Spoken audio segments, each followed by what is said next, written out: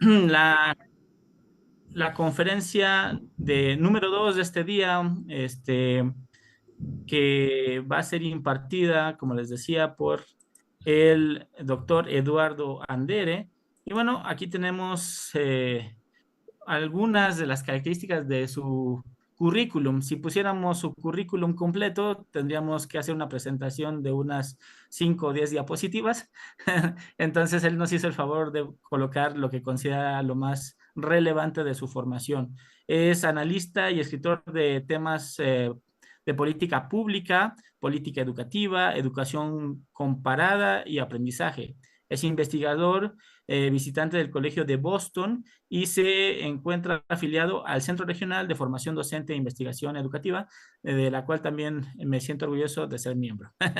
El doctor Andere es doctor en Ciencias Políticas del Colegio de Boston, con maestría en Economía y Administración Pública en las universidades de Boston y de Harvard, respectivamente. Obtuvo su licenciatura en Derecho en la Universidad Iberoamericana y su tesis la obtuvo como primer premio de Economía Banamex.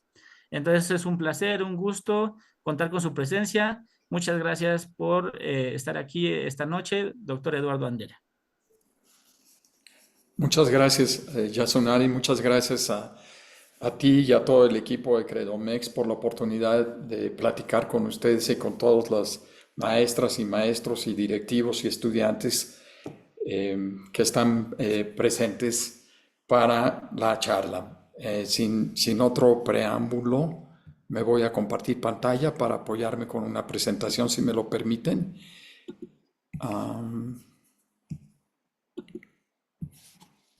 Sí está habilitado. Sí, sí, estoy habilitado. Ok. Y me voy a ir al modo de presentación, si se ve la presentación. Sí, ¿verdad? Sí, sí se ve. Perfecto. Ok, bueno, la charla de hoy tiene que ver con la práctica educativa en el día a día y muy relacionada con la realidad de la política educativa con relación a la reciente reforma o la reforma de este sexenio. Hablaré un poquito de las otras reformas, quizás como referencia, y tratar de entender cómo estamos. Me anima mucho platicar con ustedes y saber que tengo una interlocución de muchas maestras y muchos maestros y directoras y directores y estudiantes para poder también aprender de sus preguntas o de sus participaciones. Podemos empezar la charla y quizás animado por la pregunta que hizo el maestro que me antecedió, creo que Villeda es el apellido, en relación a si están o no están aplicando la reforma educativa de la nueva escuela mexicana y los programas de estudio que se aplicaron a partir de este ciclo escolar.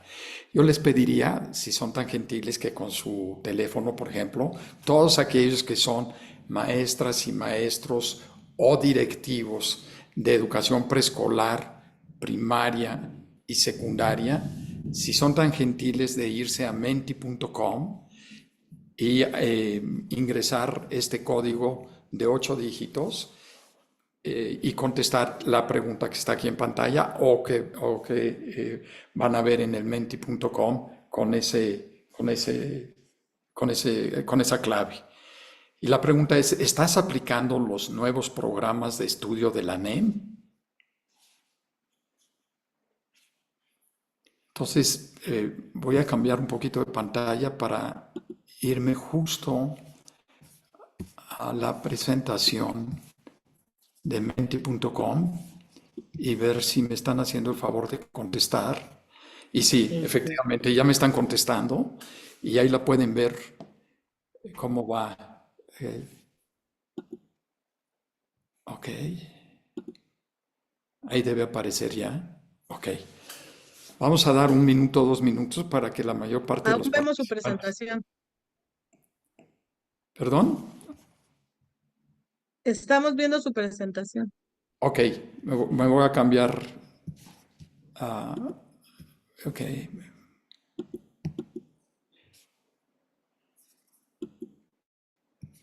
me voy a cambiar a ver si. Ahí ya. ¿Están viendo el menti.com, la estadística? No, seguimos viendo la presentación, doctor. Ok, voy a parar la presentación, la voy a volver a subir y me voy a ir a... y ya la van a ver.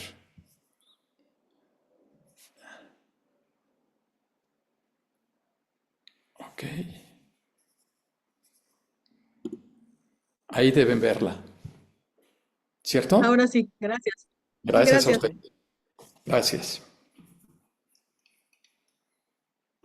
Entonces vamos a dar un par de minutos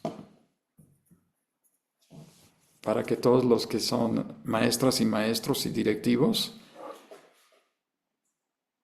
puedan ingresar.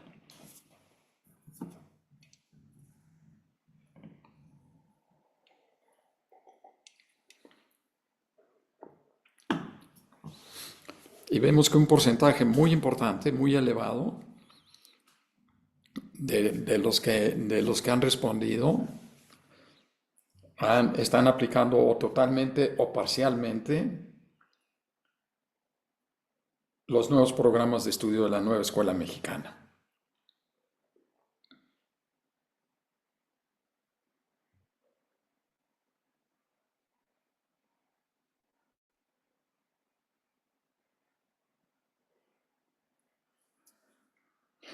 Bueno, esto yo creo que la tendencia se va a confirmar porque ha estado así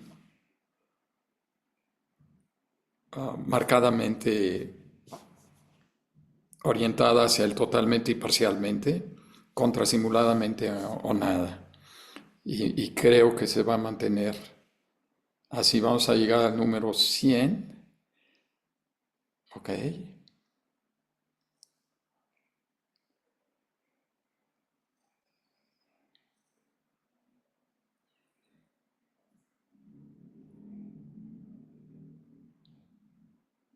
Ok. Okay, tenemos casi un empate técnico, ¿no? Entre el total y parcialmente, ¿no? O sea que digamos que podríamos decir que la mitad de la audiencia la está aplicando totalmente y la otra mitad la está aplicando parcialmente. Y bueno, esto es de esperarse, derivado de que es el primer año y derivado que venimos de otra reforma de hace 6 años y también derivado de que esta reforma entró en vigor para todos los grados escolares, lo cual es inusual. Normalmente las reformas educativas en México y en el mundo entran, y en México entraban por grado, ¿no? Primer grado, luego el siguiente año segundo grado, tercer grado, etcétera.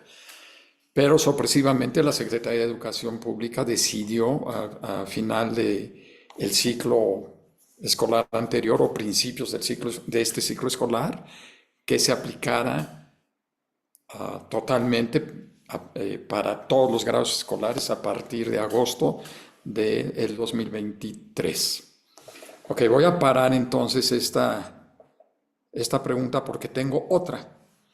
Y la siguiente pregunta... Entonces voy a detener para cambiar, para irme a la otra. Okay, déjenme ver si lo puedo hacer aquí.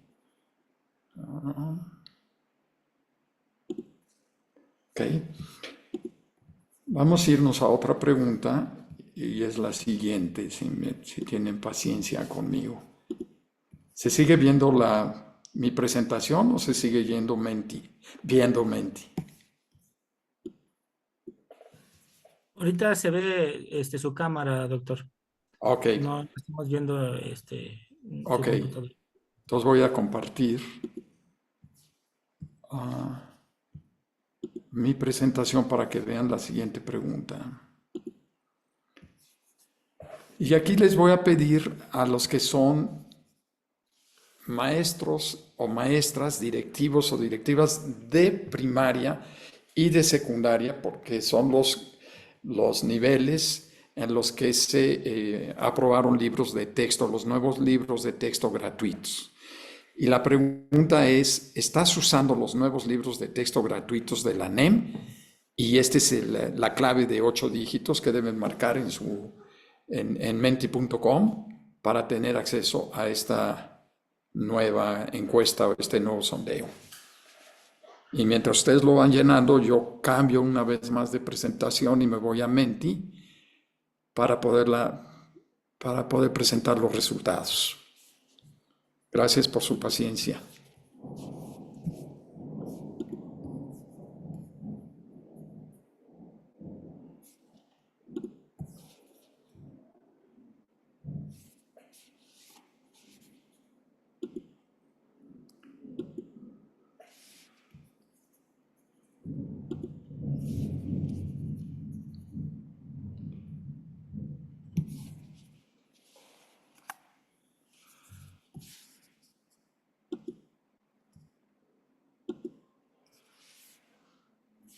Un segundito más, por favor.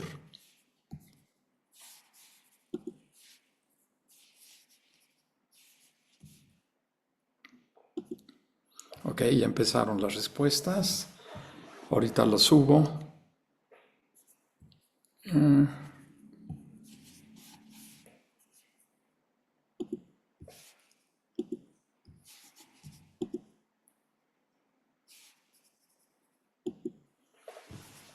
Y ahí va, otra vez. Y parece que sí se ve, ¿verdad?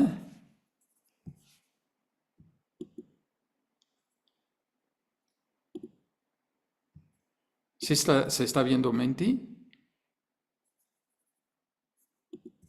Sí, doctor. Sí, doctor. Perfecto, gracias.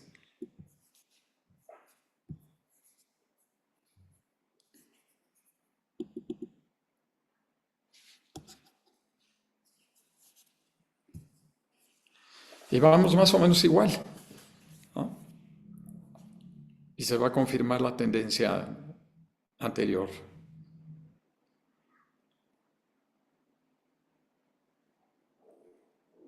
Ok.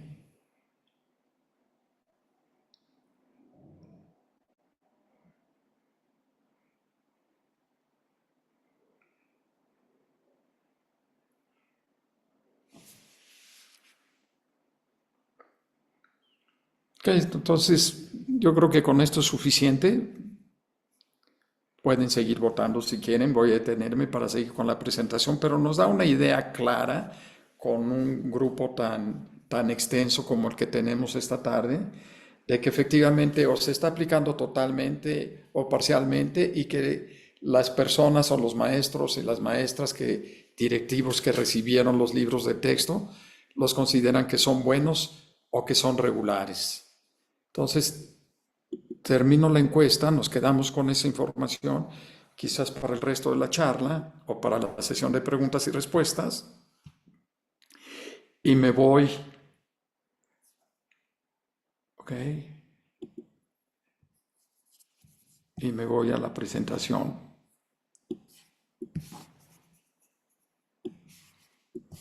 Perfecto. Ok.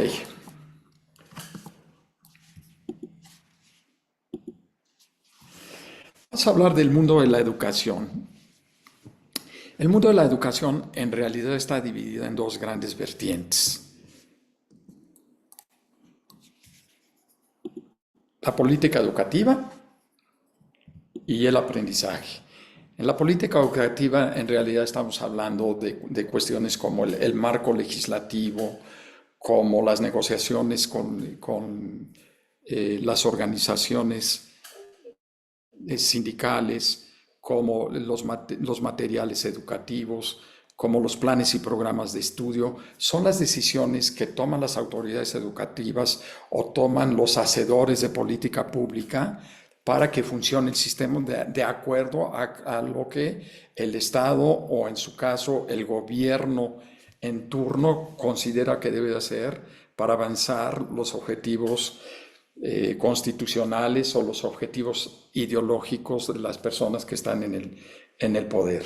En política educativa, entonces, por lo que acabo de mencionar, estamos hablando de un lenguaje de los políticos y las autoridades.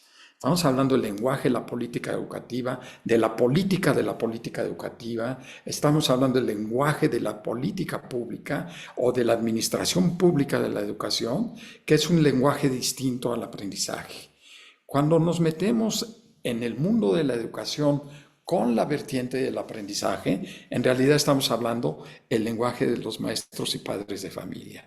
Es el lenguaje de las aulas, es el lenguaje de la intimidad del hogar, es el lenguaje de la interacción entre las maestras y los estudiantes, los maestros y las estudiantes, los directivos y los maestros. Es el lenguaje de la cotidianidad, es el lenguaje que vamos a sostener siempre, no importa si estamos hablando del programa de la articulación de la educación básica del 2011 o de la reforma educativa de Peña del 2017 o de la nueva escuela mexicana del 2023. Cualquiera que sea ese lenguaje de los políticos y de los administradores, ocurre en forma paralela y a veces aislada del lenguaje que sucede en la cotidianidad. El lenguaje de cómo aprende Juanito y cómo aprende Lupita, del lenguaje de cómo enseña la maestra Betty, cómo enseña el maestro Víctor, cómo dirige la directora de la escuela de la secundaria técnica o cómo dirige la directora o el director de la primaria X o Y. Y en razón, digamos, de esta división del mundo de la educación, voy yo también a dividir mi presentación el día de hoy, empezando con el tema de la política educativa. Y que, como yo mencionaba, es el problema, es el tema de lo que hacen los políticos y los administradores para que apoyen o estorben el proceso de aprendizaje que ocurre en estas dos intimidades, la del aula y la del hogar. En este tema de la política educativa, que es una de mis vertientes de investigación que he realizado desde hace muchos años, acabo de publicar un libro que pretende hacer una evaluación de varios sexenios, no solamente del sexenio actual, sino de los por lo menos 3 o 4 sexenios anteriores y en algunos casos hasta 5 o 6 sexenios anteriores. Y como ustedes lo pueden leer en el título de la obra,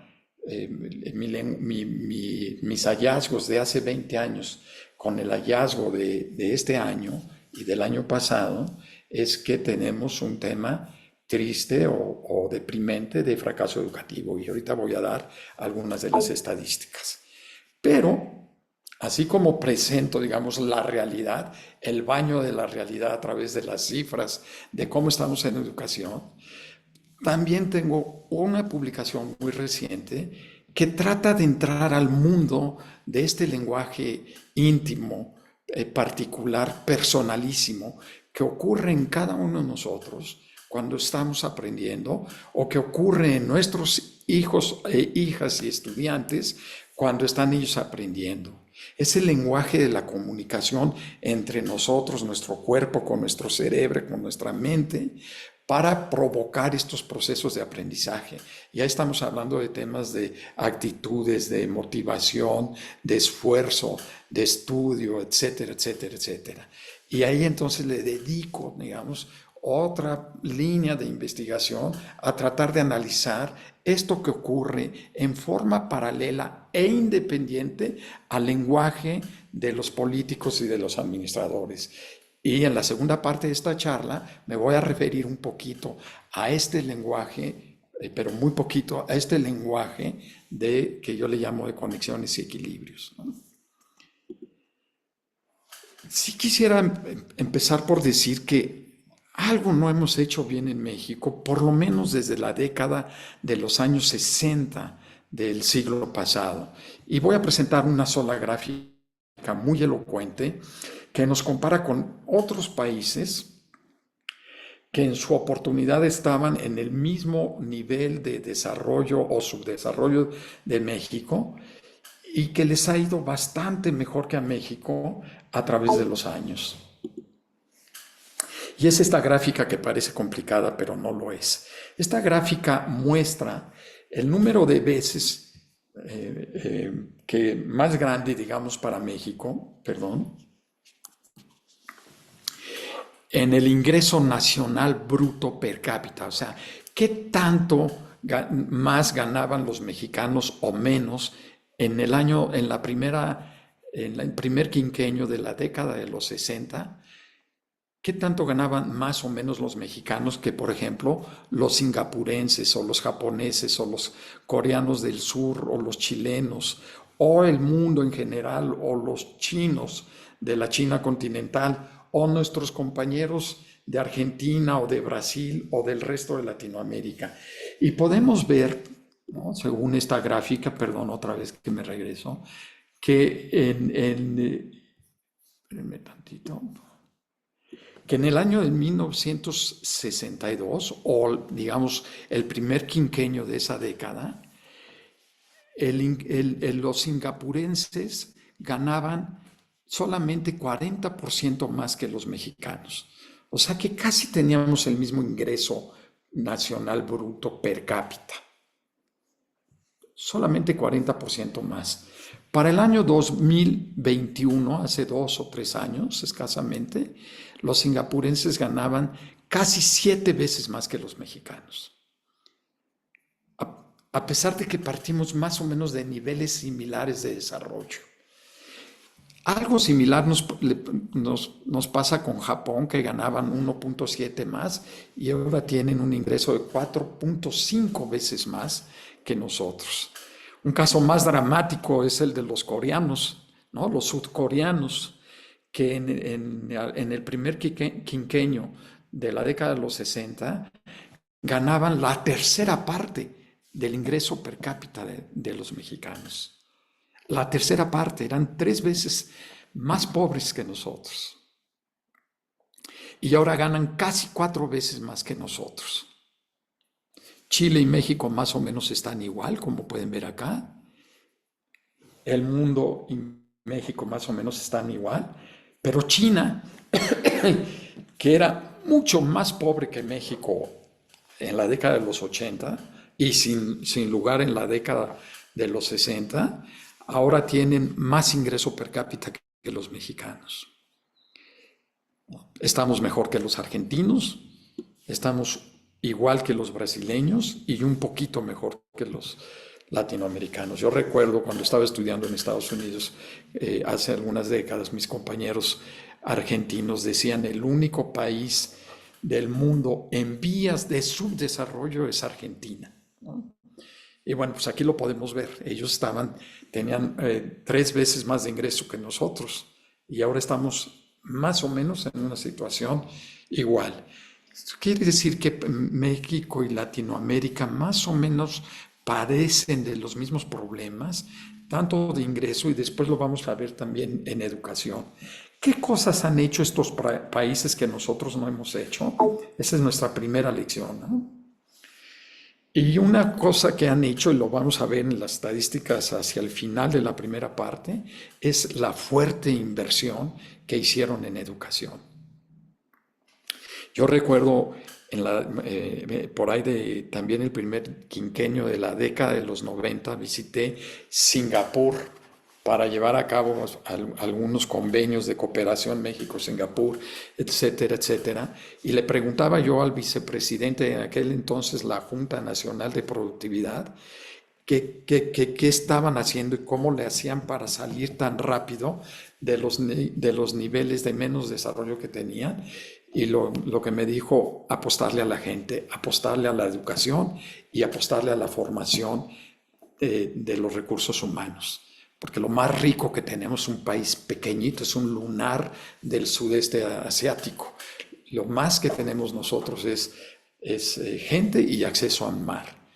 Y bueno, pues ahora somos los países más desarrollados del mundo y con mejor ingreso per cápita del mundo. ¿Lo hemos hecho bien o lo hemos hecho mal en los últimos 20 años o más los mexicanos? Y aquí ya me voy derecho a la primera parte de mi charla, que es la política educativa. Para que no crean que nada más estoy publicando esto, el libro que acabo de mencionar, ahorita van a ver en una diapositiva que sigue a la siguiente, que publiqué algo similar justo hace 20 años o hace 21 años. Pero antes me gustaría leer lo que dice el artículo 3º constitucional, que me sirve de marco o de sustento para las gráficas y las cifras que voy a presentar a continuación. El artículo 3º constitucional en su fracción segunda dice: el criterio que orientará a esa educación se basará en los resultados del progreso científico, luchará contra la ignorancia y sus efectos, las servidumbres, los fanatismos y los prejuicios. Además, dice esa fracción en su inciso I, la educación será de excelencia, entendida como el mejoramiento integral constante que promueve el máximo logro de aprendizaje de los educandos para el desarrollo de su pensamiento crítico y el fortalecimiento de los lazos entre la escuela y la comunidad. Y resalto el máximo logro de aprendizaje porque lo que voy a mostrar en las siguientes diapositivas son cifras de desempeño.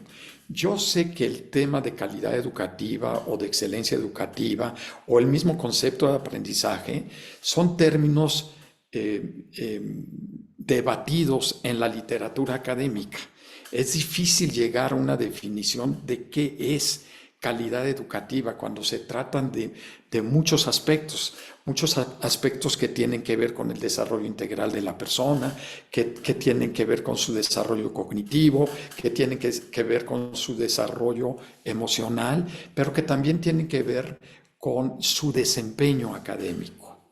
Y eso es a lo que yo creo que se refiere el máximo logro de aprendizaje, y es además en lo único que en México y el mundo contamos con estadísticas comparables y factuales, concretas, que nos permiten decir sabemos más o sabemos menos que hace un año, que hace 2, que hace 3. Sabemos más o sabemos menos de los mismos temas que los niños y los jóvenes saben en otros países en edades similares o en grados escolares similares.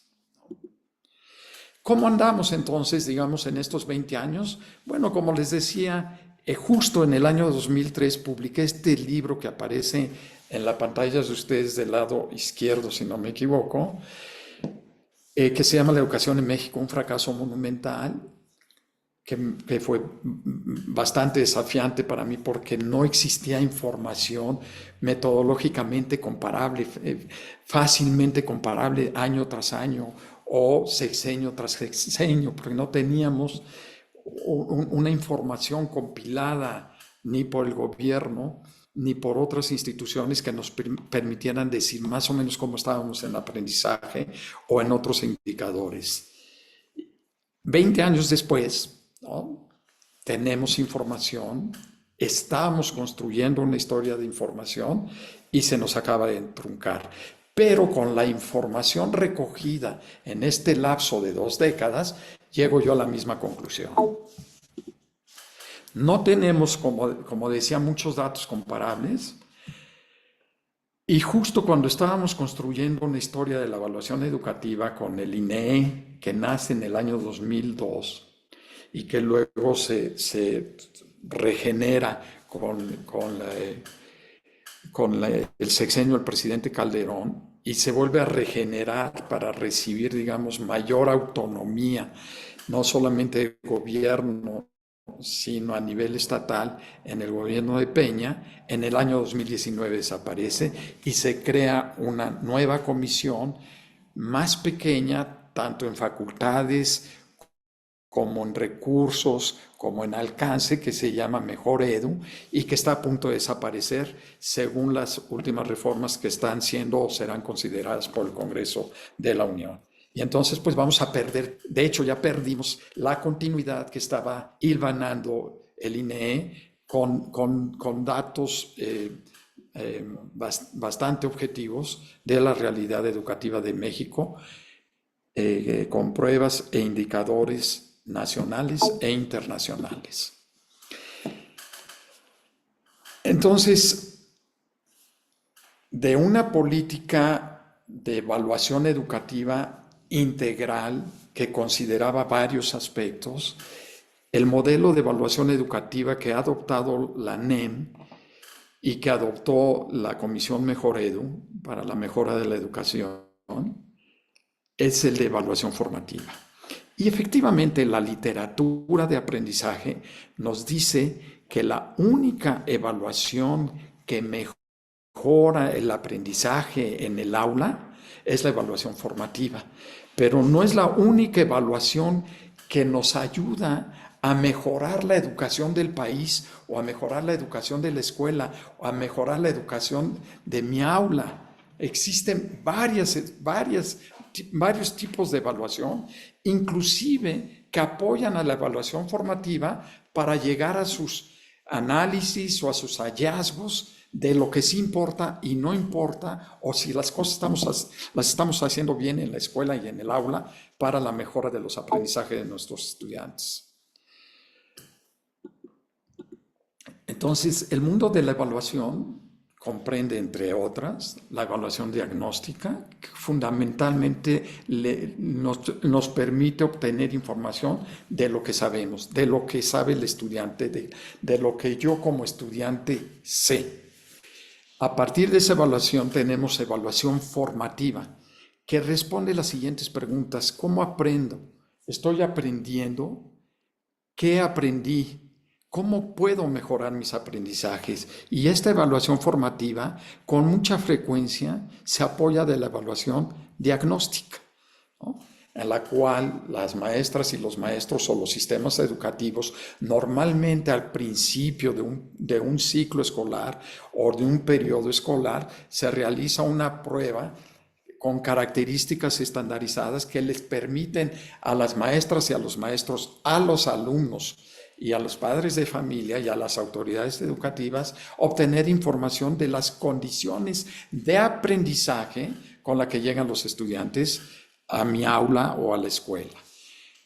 Acompañando a estas dos importantes evaluaciones del mundo de la evaluación, de la política de evaluación, existe la sumativa, que es la que todos nosotros conocemos como la evaluación que promueve o no promueve a los estudiantes y que la hemos tenido siempre y que la vamos a tener siempre y que la tienen todos los sistemas educativos del mundo. Y esta es la evaluación que nos permite contestar la siguiente pregunta. ¿Fue suficiente lo que aprendí para transitar a la siguiente zona de aprendizaje? ¿Para transitar a mi zona de aprendizaje próximo o no? Y finalmente, la evaluación responsiva, que es la que nos permite preguntarles sobre todo a las autoridades educativas, tanto a nivel nacional como a nivel estatal o a nivel local o inclusive escolar, si están haciendo bien las cosas. Es la evaluación de la rendición de cuentas. ¿Estoy cumpliendo con lo que se supone que debo de cumplir o no cumplir? El hecho de que la nueva escuela mexicana se cargue o se vaya hacia la evaluación formativa está bien, no está mal, no es una crítica, pero está incompleto. Necesitamos otro tipo de información para tener una visión de bosque y no solamente de árbol. Entonces, como lo que se estaba construyendo era una historia completa de la evaluación educativa con todos estos subsistemas de evaluación que les acabo de presentar, lo único que tenemos en México comparable desde hace 22 años es PISA, la famosa evaluación de PISA que se realiza bajo los auspicios de la OECD, pero bajo la contratación de una cantidad centenaria de varios cientos de expertos de alrededor del mundo, incluyendo mexicanos, que participan tanto en la elaboración de las pruebas como en la aplicación de las mismas. ¿Qué ha sucedido, digamos? Si esto es lo único que tenemos, vamos a revisar un poquito qué ha sucedido con México en los resultados de PISA. Primero, ¿no? Se ha criticado mucho a PISA. Yo soy crítico de PISA. Yo publiqué en Hong Kong hace aproximadamente unos 14 años, por ahí del 2008, y luego se publicó la traducción en México por el 2010. Publiqué un libro sobre PISA y los límites del poder de PISA. De hecho, se llama El poder de PISA, ¿no? Y está orientado a analizar a profundidad, a ver qué sí nos puede decir PISA y qué no nos puede decir PISA. Entonces, digamos que yo me ubico como crítico de ciertas características y aspectos de la prueba PISA por la forma en la que se utiliza, más que por la elaboración o la aplicación, sino la forma en la que se utiliza. Pero suponiendo que lo utilizamos bien, nos otorga información tanto a México como al mundo de cómo estamos en el mapa mundial de la educación. Entonces, PISA se ha criticado en la literatura especializada, como lo dije, por muchas razones, pero no por ser una prueba neoliberal, como algunos de nuestros políticos sugieren o dicen.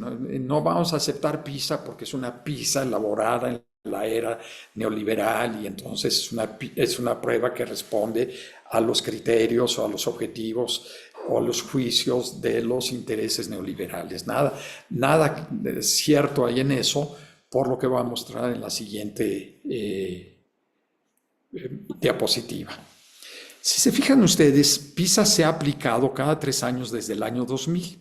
El año 2000, 2003, 2006, 2009, 2012, 2015, 2018, y en lugar de aplicarse en el 2021 por la pandemia del COVID, se aplicó en el 2022 y los resultados se dieron a conocer en diciembre del 2023. Se dan a conocer siempre un año y medio después de que se aplica, ¿no? Ustedes vean el número de países que participaron en el 2000.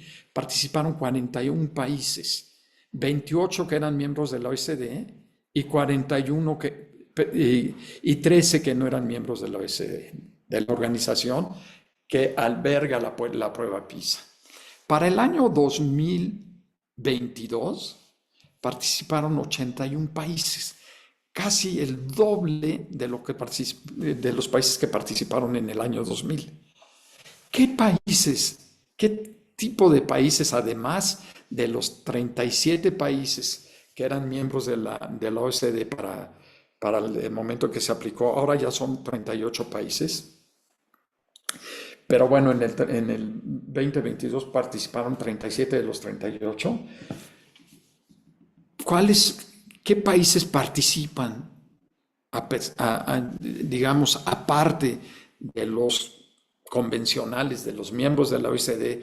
México es miembro de la OECD, Chile es miembro de la OECD, Costa Rica es miembro de la OECD, Colombia es miembro de la OECD, Turquía es miembro de la OECD, Italia es miembro de la OECD, España es miembro de la OECD, Argentina no, Brasil no lo es. Pero ¿qué otros sí lo son y que han participado y participaron en la última prueba? Albania, Argentina, perdón, Brasil, Chile, El Salvador, Indonesia, la Autoridad Palestina, Filipinas, Malasia, Mongolia, Qatar, Rumania, Rusia, Ucrania, Vietnam. Como ustedes pueden saber, de todos los colores ideológicos, de cualquier gama ideológica que ustedes me presenten, va a haber un país que participa en la prueba PISA. Entonces no hay ninguna base en el argumento que diga no tomemos los datos de PISA o no nos gusta PISA porque es liberal, porque la prueba PISA en realidad es una prueba elaborada por expertos en psicometría o pedagogía o aprendizaje o cosas de ese tipo.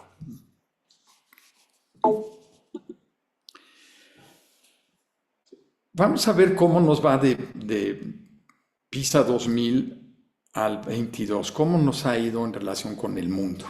Y lo voy a presentar en una sola gráfica. O sea, también se ve complicada, pero no lo es una vez que le explique.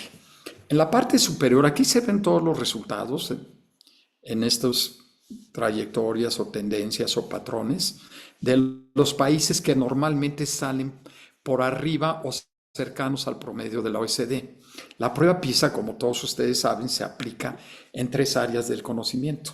Lectura, en el caso de México, español; en el caso de Estados Unidos, inglés; en el caso de Finlandia, finés o finlandés; matemáticas y ciencia, LMIS. Y normalmente la media está alrededor de 500 puntos. Es una estandarización estadística. Podría ser otra media, pero los expertos de esta prueba establecieron la media alrededor de 500 puntos. Entonces, los países que están por arriba de 1500 o alrededor de 1500 están en la media de la OCDE más o menos, que son casi todos estos que ven ustedes arriba. Y aquí están Japón, Corea del Sur, Hong Kong, Canadá, Suiza, Finlandia, Nueva Zelanda, Estados Unidos, Bélgica, el promedio del OECD, Alemania, Noruega e Islandia, que son los países que han participado en la prueba desde el año 2000. Y ustedes pueden ver una tendencia hacia la baja, inclusive en algunos países con caídas muy importantes, como es el caso de Islandia o el caso de Finlandia, que se cayó mucho. Es uno de los países que más se ha caído de sus mejores marcas del 2000 y del 2003. Japón, por ejemplo, que es que tiene un sub y baja, bajan las primeras aplicaciones, luego vuelve a subir, luego vuelve a bajar y luego se coloca por encima de casi todos de esta muestra. Entonces tenemos que sí, efectivamente en el mundo hay una tendencia hacia la baja, ¿no?, en los resultados de la prueba PISA, inclusive hasta en el promedio mismo de la OECD. Ahora vamos a ver a los 3 países de Latinoamérica que han participado casi ininterrumpidamente desde el inicio de la prueba hasta nuestros días, ¿no? Y ustedes pueden observar, la línea naranja es Chile, la gris es México y la amarilla es Brasil. Y pueden observar que los 3 están por debajo, que su tendencia no es muy claramente para abajo como es la de las grandes potencias educativas. Inclusive Chile tiene una tendencia muy marcada hacia arriba, excepto por las últimas 2 aplicaciones. México tiene una tendencia más o menos horizontal, con una caída importante en la última aplicación. Y Brasil tiene una tendencia positiva, pero todos están muy por debajo, ¿no? Entonces estos cayeron, pero están muy arriba, y estos están más o menos estables, pero están muy abajo, o quizá un poquito arriba. Hay muchas razones, o más bien hay mucho debate sobre las razones de las caídas de países como Finlandia. Finlandia ahorita lo vamos a ver que se cayó de forma radical, o Islandia, o Noruega, el país más rico del mundo, ¿no?, que se cae de una forma radical. Y otros países como México no se caen, pero se estancan en los niveles bajos. ¿Cuál es la razón? Una de las razones que yo doy y que también he escuchado en algunos debates es que así como es fácil caer cuando uno está arriba, es fácil subir cuando uno está abajo, ¿no? Es más fácil caer cuando uno está hasta arriba y más fácil subir cuando uno está hasta abajo. Ahora, digamos, PISA no nos está dando buena información. Vamos a acogernos a la información de nuestras propias pruebas, las pruebas nacionales, ¿no? ¿Qué nos dicen estas pruebas nacionales? Tenemos muy pocas, pero sí, antes de que se suspendiera Planea y en la última evaluación diagnóstica con datos publicados, nos ofrecen esta información. Fíjense ustedes que Planea para el tercer grado de la educación media superior, en matemáticas, nos da un nivel, el porcentaje de estudiantes de la prueba de Planea para este nivel educativo del tercer grado es casi el 76% en el nivel más bajo de desempeño. La prueba de evaluación diagnóstico de Mejor Edu coloca casi el 71% de los estudiantes de tercero y secundaria en el nivel más bajo. Y PISA, que no es una prueba de grado, sino de edad, es una prueba que se aplica a niños o jóvenes entre 15 y 16 años de edad, que normalmente están en tercero de secundaria o primero de preparatoria, en el caso de México, coloca a casi el 66% en el nivel más bajo. Digamos que nos va mejor en PISA que en las pruebas nacionales. Así, si PISA nos está midiendo bajo, más bajo nos están midiendo en matemáticas las pruebas nacionales. Entonces, si el río suena, agua lleva. Algo no hemos hecho bien en nuestros 20 años. ¿Qué ha pasado en el largo plazo, ¿no? en los resultados de país por país de una pequeña muestra? Del 2003 en matemáticas al 2022 en matemáticas. En 2003 en matemáticas la OSD el promedio era 502, bajó a 480, 22 puntos perdió el promedio de la OSD, que se parece a la gráfica de las tendencias que estaba yo mostrando hace unas 2 o 3 diapositivas. Aquí está México. México pasa de 385 puntos que obtuvo a 395. Los 10 puntos no son significativos. Quiere decir que estamos en el mismo nivel en matemáticas de hace 20 años. Es una buena noticia que nosotros estemos en el mismo nivel y que las grandes potencias como Finlandia, como lo pueden ver aquí, se haya caído 60 puntos, o Canadá 36 puntos, o Nueva Zelanda 44 puntos, o Alemania 28 puntos, o Islandia 56 puntos, o Noruega 27 puntos, las grandes potencias tanto económicas como educativas. ¿Es consuelo?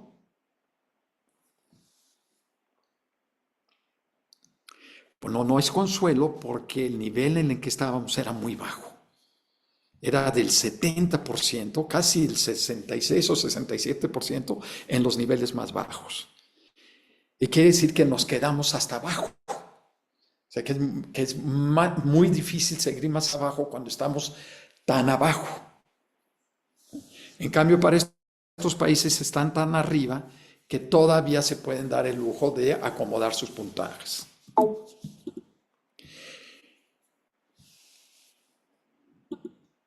En el corto plazo, la tan cacareada y mencionada caída de México del 2018 al 2022, ¿cómo se compara con la de otros países? Y esto nos da información esta tabla. Aquí podemos ver, por ejemplo, que el promedio de la OSD pasó de 4.96 el 2018, antes de la pandemia, a 4.80 en el 2022, después de la pandemia. Una caída de 16 puntos, que es negativa, estadísticamente significativa, que quiere decir que realmente no están empatados, que el promedio de la OSD cayó. Lo mismo sucedió con los países como Finlandia, que cayó 23 puntos, Nueva Zelanda 15, Alemania 25 y Noruega 33. México cae 14 puntos, de 409 a 395. A diferencia de los 20 años que vimos en la diapositiva anterior, esta caída sí es significativa. O sea que en el último trienio o cuatrienio sí perdimos el equivalente a 14 puntos, que es similar a lo que perdió el promedio de la OECD. O sea que nos fuimos un poco más abajo de lo abajo que estábamos, ¿no? Y eso fue lo que nos hizo empatar con el nivel en donde estábamos hace 20 años. ¿Están mejores las escuelas públicas que las escuelas privadas, o las escuelas privadas obtienen mejores resultados que las públicas? Sí, en general, como lo pueden ver en esta gráfica, ¿no? Esto quiere decir los resultados de las pruebas estandarizadas de PISA en escuelas particulares por encima de las escuelas públicas, sin considerar la diferencia en el nivel socioeconómico de las escuelas a donde participan los estudiantes, que son los niveles socioeconómicos de los estudiantes. En Chile, las escuelas particulares obtuvieron 91 puntos más que las escuelas públicas. En Chile 89, en Uruguay 80, en Colombia 70, en la OCDE 42, en México 39, en Singapur 18 y en Japón no, lo cual es sorpresivo para la comparación con los otros países de la muestra. Pero afortunadamente la OECD, como otras organizaciones que hacen la evaluación educativa, presentan una estadística que comparan escuelas y estudiantes de niveles socioeconómicos similares para saber si esas escuelas con estudiantes de niveles socioeconómicos similares tienen mejores resultados que las escuelas públicas y esas escuelas privadas. Y en el caso de Brasil sí, pero en lugar de 91 puntos, nada más 20 puntos por arriba de las escuelas públicas. En Chile no, en Chile están completamente empatados. En Uruguay salen peor, salen 27 puntos por debajo de las escuelas públicas. En Colombia salen igual, empatados. En la OCDE salen igual, empatados, porque el 17 no es una diferencia significativa. En México, menos 6 puntos salen igual, empatados. ¿Qué quiere decir? Que esta ventaja que se muestra en escuelas en general, cuando se comparan con los mismos niveles, resulta que tienen los mismos resultados las escuelas particulares que las escuelas públicas. Sin embargo, en Singapur y en Japón, las escuelas particulares obtienen, como ven aquí, muchos más bajos resultados que las escuelas públicas, aún considerando el ajuste socioeconómico. ¿Por qué son persistentemente bajos los resultados de aprendizaje? Bueno, vamos a entrar rápidamente a datos de gasto. Uno es el dato de gasto. Vamos a ver cuánto gastamos, ¿no? Que los políticos nos digan que la educación es muy importante, que lo más importante del país y para el desarrollo es la educación, está bien. Es la retórica de los políticos, es el lenguaje de la alta política, de la política educativa, ¿no? Del lenguaje de los políticos y administradores públicos. ¿Pero qué nos detiene? Nos detienen, además del gasto, que lo voy a mostrar en unas gráficas adicionales, las barreras no atendidas, como la pobreza, la inequidad, la corrupción y la inseguridad, entre otras. Y las barreras emergentes, que yo les llamo emergentes y que tienen que ver en parte con el tema del gasto que vamos a ver en la siguiente gráfica. La pauperización de los servicios de educación y salud, entre otros. ¿Por qué? Porque de nada nos sirve llevar a nuestros niños y jóvenes a las escuelas si no van a recibir una educación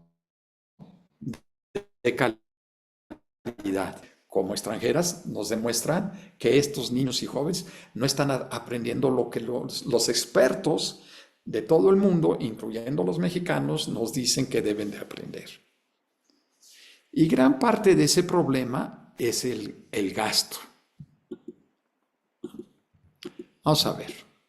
Esta es una gráfica que también parece complicada, pero es muy sencilla, del gasto nacional total real en educación, descontando la inflación en millones de pesos. Y la gráfica va desde el año 1980 hasta el año 2022.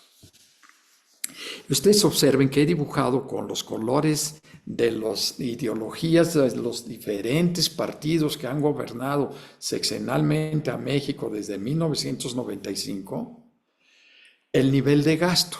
EZ corresponde al primer año efectivo del gobierno de Ernesto Zedillo. Fox, pues es el primer año de gobierno efectivo de Fox, 2001. Calderón, Felipe Calderón, 2007, Peña, 2013 y AMLO, 2019. En el primer año de gobierno de Ernesto Zedillo, teníamos este gasto que se ve aquí como 389,000 millones de pesos en educación. Obsérvese cómo hay un fuerte aumento de ese gasto desde Zedillo hasta AMLO, ¿no? Pero obsérvese cómo hay un brinco muy importante de Zedillo a Fox. Es un brinco de alrededor de 38% de gasto. 1.38% más gastó Fox en su primer año, o el gobierno mexicano, de lo que gastaba Zedillo, o que gastó Zedillo en su primer año. Después hay aumentos, pero ustedes pueden observar que aunque la tendencia es marcadamente positiva, los aumentos son mucho menores al 38%. Son muy ligeros. Es una escalerita, escalones, con una caída importante con Felipe Calderón en el primer año, luego se recupera, cae el último año, una subida importante con Peña, luego sube ligeramente y empieza a caer a partir, digamos, del 16, 17, 18, hasta que llega al 19, se estabiliza el gasto más o menos del último año de Peña, con el primer año efectivo de AMLO, y luego una caída importante. La caída más importante desde Zedillo hasta del 2019 al 2020. Luego sube ligeramente, pero pueden ustedes observar que el último año para el que tengo estadística en esta gráfica es más o menos el mismo nivel del primer año de Peña. Pero estamos a un nivel más bajo de los últimos 7 años, 8 años, que fue el 2015, el nivel más alto de gasto real. Lo que esto quiere decir es que aumentó mucho al principio, luego ligeramente, y luego parece ser que en los últimos años el gasto se ha estancado, ¿no? Y es importante el gasto, sí es muy importante, y los vamos a ver en las siguientes gráficas. Entonces ahora, en lugar de estar gastando lo que gastaba Zedillo de 389,000 millones de pesos, ahora gastamos 1 billón de pesos en el presupuesto, en el último presupuesto de esta gráfica, en educación. Ahora, aquí hice un pequeño ejercicio que quisiera yo hacer una anotación antes de verlo. Y yo me pregunté, ¿qué le hubiera sucedido a la educación de este país si hubiésemos gastado cada 6 años en el brinco tan importante que se ve en estos datos del sexenio de Zedillo al sexenio de Fox? O sea, ¿qué le hubiera pasado al gasto? ¿En qué niveles de gasto andaríamos ahorita, hipotéticamente, si cada 6 años el gasto real hubiera aumentado en 38%? Y esta es una gráfica hipotética, no es real, es gasto real hipotético, asumiendo un crecimiento constante sexenal del 38%. Ahorita el presupuesto para el año 2025, en lugar de ser de 1 billón, sería de 6 billones. 6 millones de millones. O sea, la diferencia que hay entre esto que estamos gastando ahorita y esto que estamos gastando ahorita. O sea, sí hay un aumento, pero es esta línea comparada con esta línea. Y esa es gran parte de lo que yo creo que nos ha estancado en educación durante tanto tiempo, ¿no? Otra gráfica muy elocuente es, ok, ¿cuánto gastamos por estudiante? ¿No? Esto es una muestra de los 38 países miembros de la OECD. Aquí está, por ejemplo, Turquía, Chile, Colombia y México. Y están los más ricos. Está Luxemburgo y Estados Unidos, que gastan cantidades exorbitantes por estudiante en dólares comparables. Observen la gran distancia entre el promedio de la OCDE y el de México. Los expertos tienden a decir que no necesitamos gastar tanto para llegar a niveles elevados de las potencias educativas o niveles elevados de aprendizaje, como lo mandata la Constitución.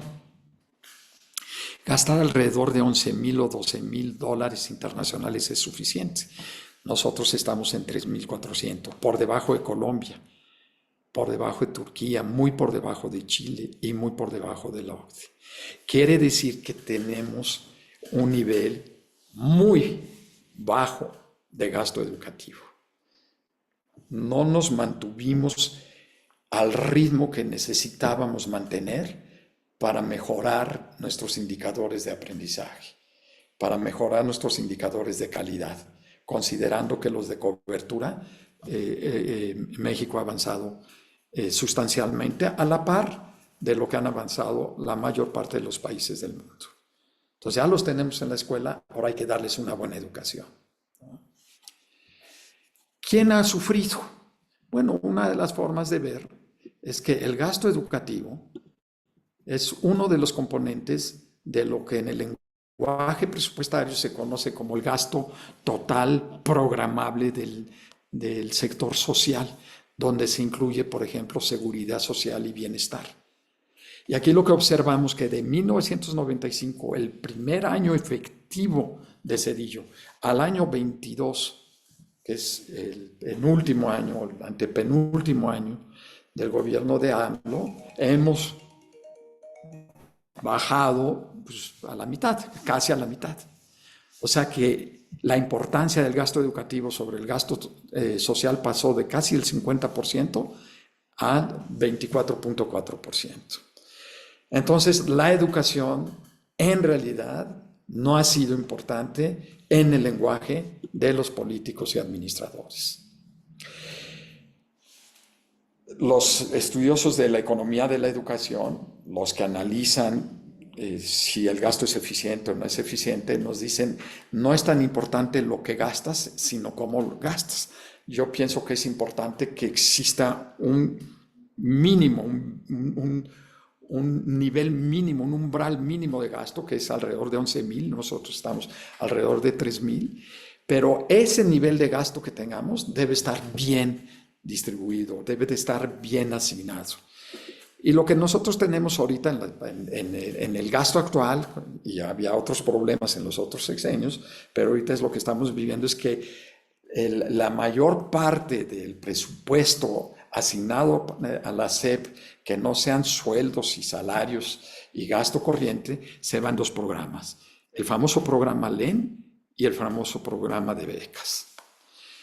Y está bien, ¿no? El programa LEN es un programa, no me voy a meter al detalle del programa LEN, es un programa notoriamente muy liberal, es el programa que los neoliberales dirían, bien, lo estás haciendo muy bien.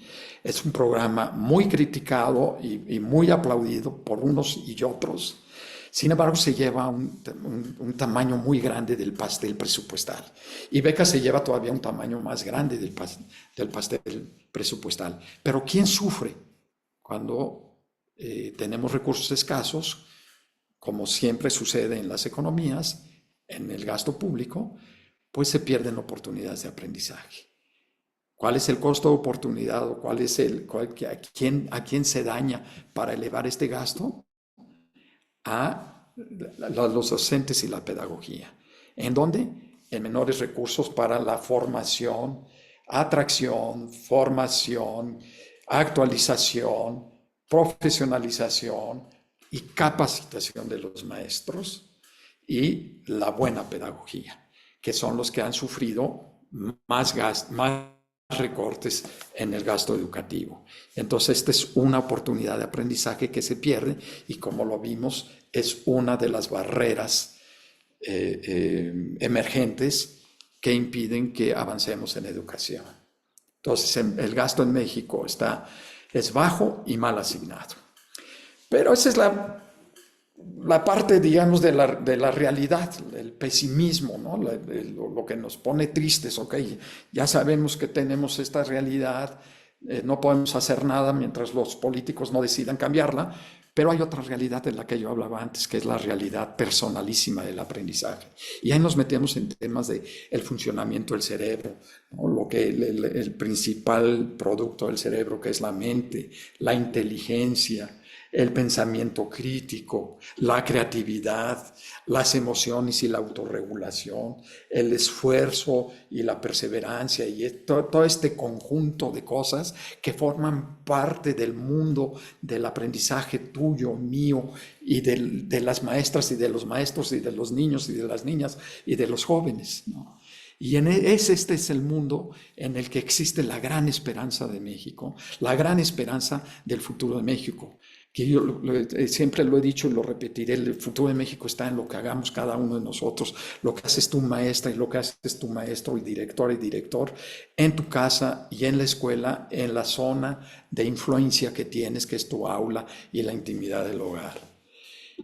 Y hablando en esto del aprendizaje, que no me voy a meter por obviedad del tiempo, ¿dónde se une, digamos, dónde los políticos y los administradores y los hacedores de políticas unen el lenguaje de la alta política o de las instituciones de la educación con el lenguaje de las maestras y de los maestros?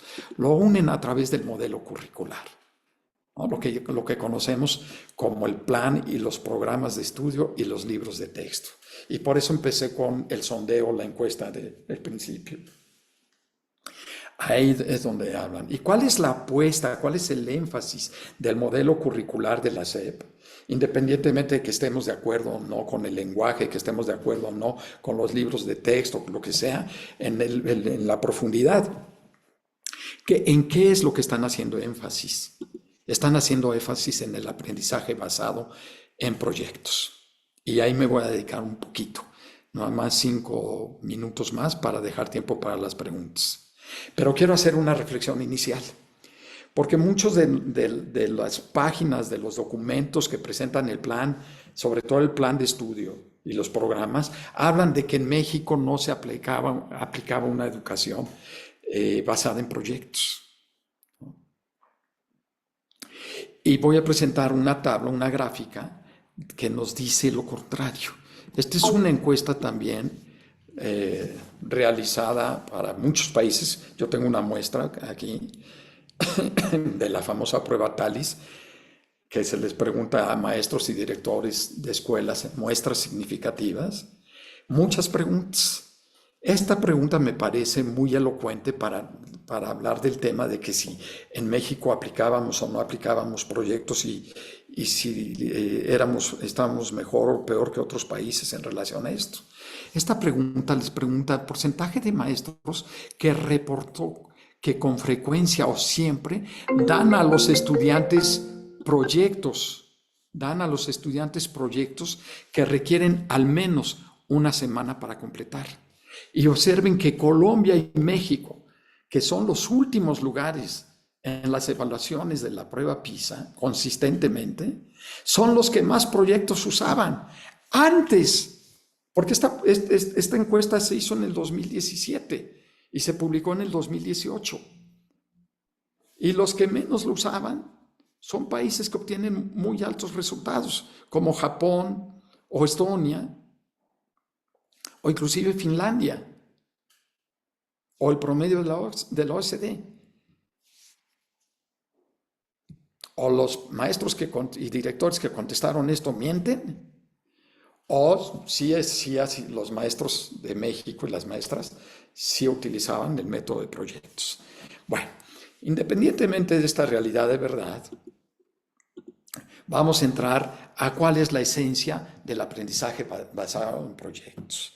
El aprendizaje basado en proyectos entra en el universo de un campo de conocimiento mayor, o dos, que se le conoce como aprendizaje experiencial, donde estamos tratando de que a través de la experiencia y no solamente el dictado, los maestros y los alumnos aprenden.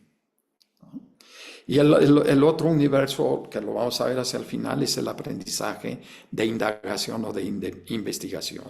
Digamos que el aprendizaje basado en proyectos es parte del aprendizaje experiencial. ¿Qué elementos se consideran en todos ellos? El alumno se coloca al centro del proceso de enseñanza-aprendizaje, la curiosidad y la indagación que son esenciales para la motivación, es un elemento central. El estudiante participa activamente en el proceso de enseñanza-aprendizaje, es lo que conocemos como la clase activa o el aula activa.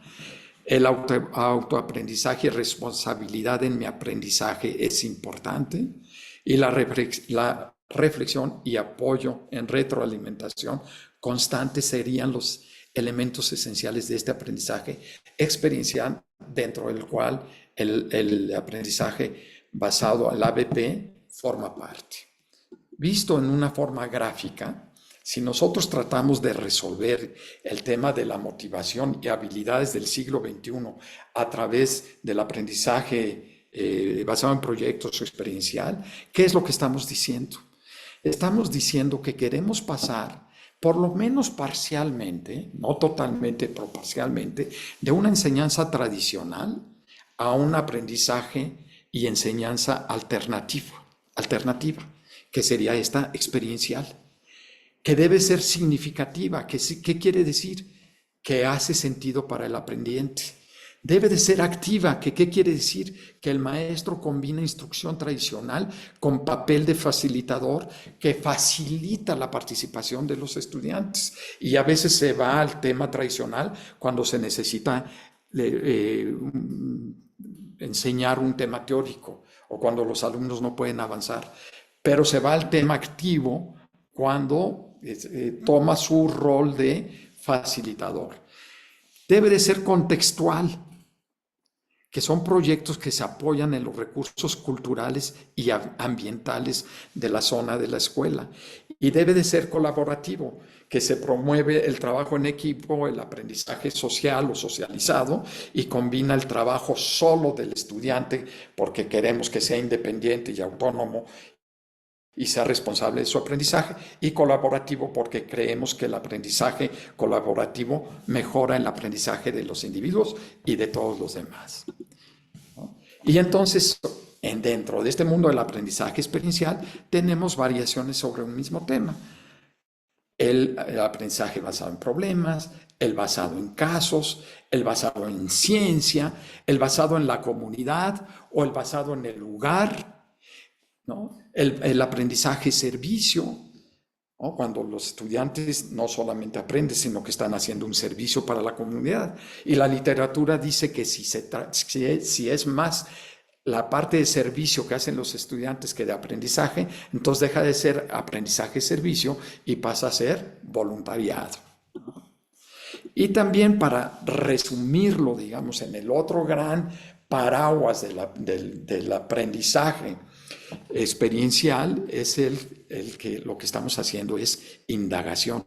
Estamos fomentando las habilidades de investigación de los alumnos en diferentes niveles, de un aprendizaje de un estudiante pasivo que recibe el conocimiento solamente por absorción, a un estudiante a un aprendizaje orientado hacia un aprendizaje por reflexión. Entonces, en este mundo están, como ya lo mencioné, el aprendizaje basado en tareas, que se distingue de los otros aprendizajes porque es de corta duración, con un fin específico y resolver una instrucción directa del maestro. El aprendizaje basado en proyectos, a diferencia del de tareas, es de larga duración, menos estructurado, más investigación, más componentes de investigación científica y con un objetivo de lograr una innovación, ¿no? Tanto una solución de problemas como una creatividad.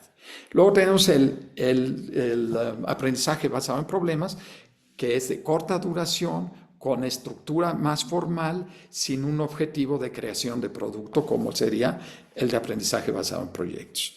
Y finalmente, el aprendizaje basado en fenómenos, que es el último grito de la moda y que ha sido como que socializado utilizado con más vehemencia por los últimos currículos de la escuela finlandesa, que es la duración es variada, la estructura es cambiante, es completamente experiencial y al proyecto le agrega la significancia humana.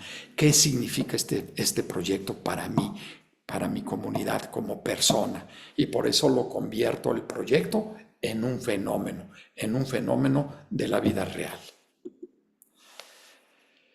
Este es el aprendizaje en indagación. Bueno, pues con esto termino. Muchísimas gracias.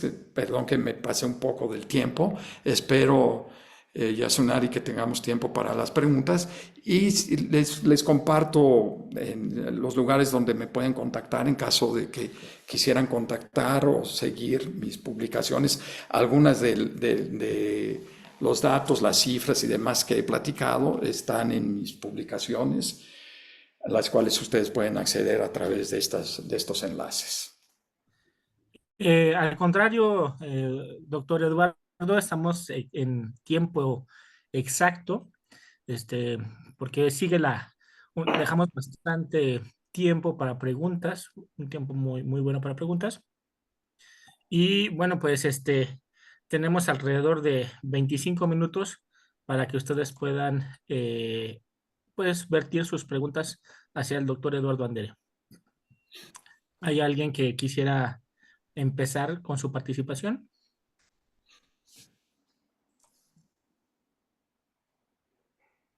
Todavía están reflexionando sobre lo que usted nos ha compartido.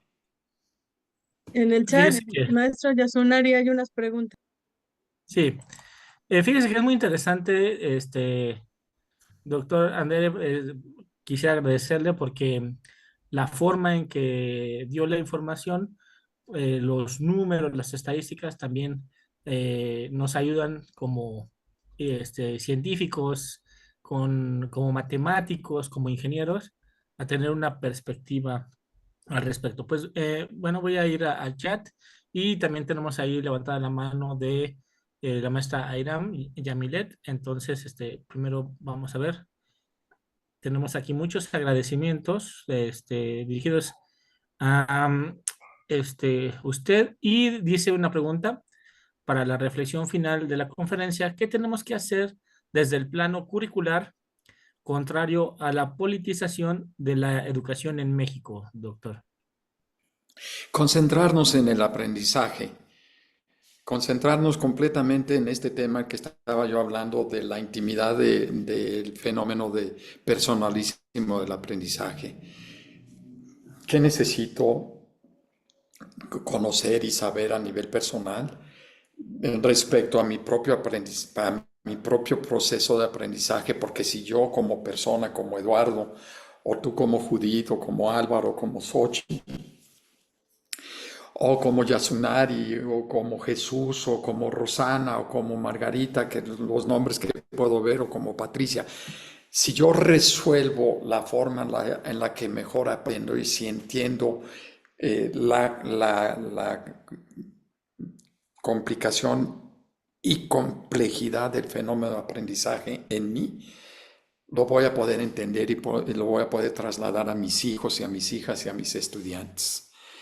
Entonces, lo podemos resolver a nivel pedagógico. Eso es lo que hace el pedagogo, perdón, y la pedagoga. Los pedagogos son en realidad expertos en crecimiento humano. Son expertos en el crecimiento cerebral, mental y corporal de nosotros mismos, de los niños y de los jóvenes. Si nosotros vemos a la pedagogía no como que voy a enseñar matemáticas, no como que voy a enseñar español o biología, no como que voy a obtener un mejor resultado, etcétera, sino que lo vemos como la ciencia que me permite conocer la mejor forma de ayudar al crecimiento humano, es la carrera más fascinante de todas. Entonces yo diría, concentrémonos en eso. Aprendizaje al estilo de aprendilogía, como ahora le dicen en lugar de pedagogía, aprendilogía, que es en realidad pedagogía, pero con los términos modernos, ¿no? Con las herramientas modernas. Bueno, también vuelvo a solicitar el apoyo ahí por el host para que nos pueda apoyar dándole el micrófono a la maestra Airam Yamilet, así aparece Airam Yamilet, para que pueda participar.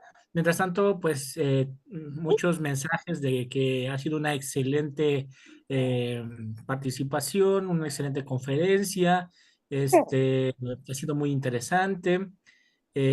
También, pues algunos mencionan que entonces se ha modificado demasiado de los años 60 a la actualidad la educación.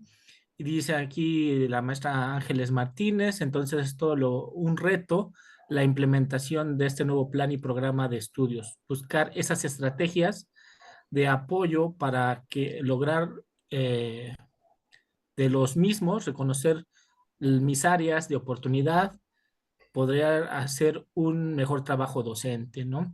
Sí, o Correcto. sea, hay cosas que nosotros no podemos modificar, pues hay que también ver qué sí podemos cambiar, ¿no? Ahí Exacto. también ya está levantando la Desde mano. nosotros, ¿no?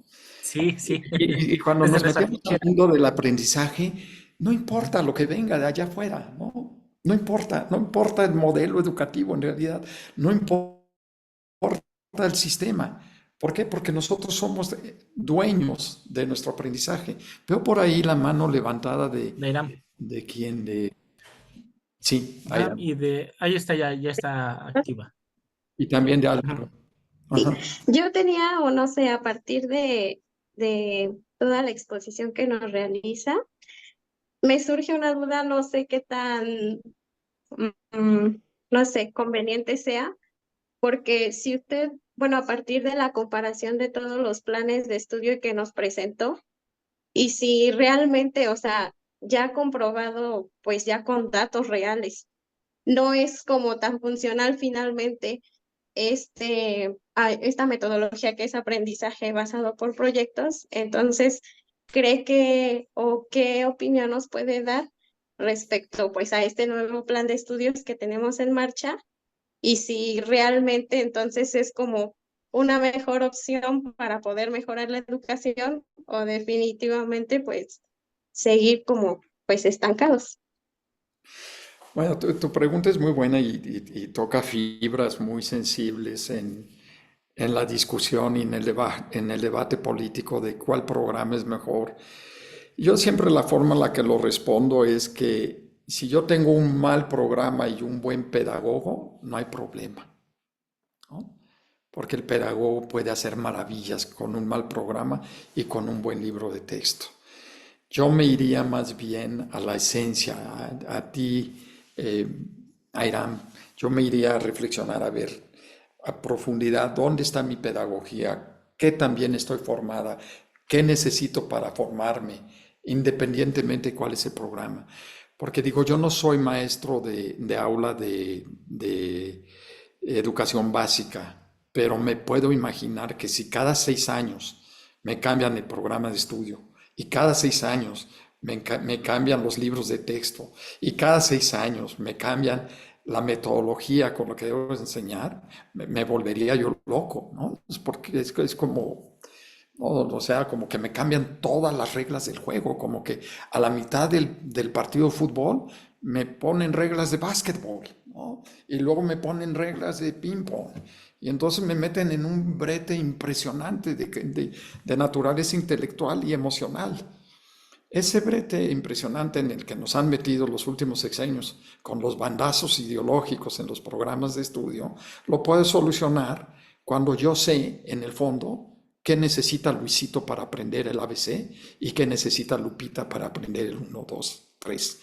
Y yo, como soy, yo hablando en términos abstractos, yo maestra o maestro, como soy experto en enseñar y en aprender, pues voy a utilizar de este libro de texto esto, pero también puedo utilizar de otro libro de texto, el del año pasado, de hace 3 años, el de matemáticas del currículo del 93, o de la infinidad de información que existe en la nube, ¿no?